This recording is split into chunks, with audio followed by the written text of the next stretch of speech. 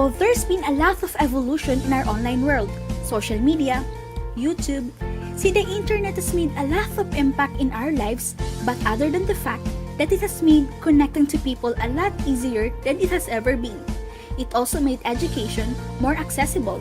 You heard it right, education. So we all know that children with special needs need special needs, and they deserve the right to education too. So here's the catch. The internet also helped bridge the gap between the two. To help you understand what this blog is all about, you need to know two main things. First, who are the individuals with disabilities? According to Individuals with Disabilities Act, they cover 13 kinds of disabilities. They are autism, deafblindness, deafness, emotional disturbance, hearing impairment, intellectual disabilities, multiple disabilities, orthopedic impairment, other health impairments including ADHD, specific learning disabilities, speech or language impairment, traumatic brain injury, and visual impairment. These individuals or these children also need help, support, and special services in order to benefit from education. Second, what is distance education? Distance education or distance learning is the education of students who may not always be physically present at school. Distance education removes the barriers of space and time, meaning it is now possible to study at home anytime you want. But there were also disadvantages and problems that distance education faces nowadays. So here are a few of them. Lack of student training. Some students are not well versed in the uses of technology such as computers and the internet. Using electronic medium in distance learning can exclude students who lack computer or writing skills, and these skills are required if computer technology is used. Using this information will be a problem for some non-technical students and of course for students with special needs. Lack of technological tools or equipment. Of course, how are we going to implement distance education as well as educate the children about it when we lack the tools that will help us to do so?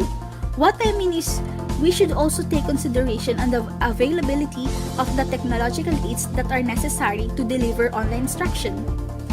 Third, lack of highly qualified teachers. Just what the old quote says, we cannot teach what we do not know. How are we going to teach children how to access technology when in the first place, the teacher doesn't know how to properly integrate technology in the learning environment? So here's what I know and believe to solve the three problems. Tada! If students are going to undertake distance education, we should first assess their knowledge on how to use computers and access the internet, since these two are the main tools required to perform distance learning. It means that computer bridges the gap between the student and his education. If distance learning is to be successful, technical problems must be addressed. Second, administrators should make sure the availability of the materials that are necessary to perform distance education, mainly because if the tools and equipment are absent, then distance education is dead. In providing online instruction, it is essential that educators are equipped to meet the needs of all the potential learners, which may include individuals with disabilities. But how? Train, study, read, attend seminars, and observe children in school contexts. Educate yourself so you will be able to educate children. Fourth, and we're down to solution number 4. Since we are talking about overcoming accessibility and barriers for children with special needs, let me give you some examples.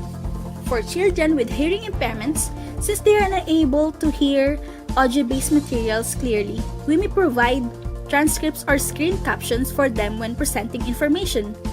While for children with visual impairment, we may order text in Braille and provide high contrast between background and foreground colors so we may emphasize the text.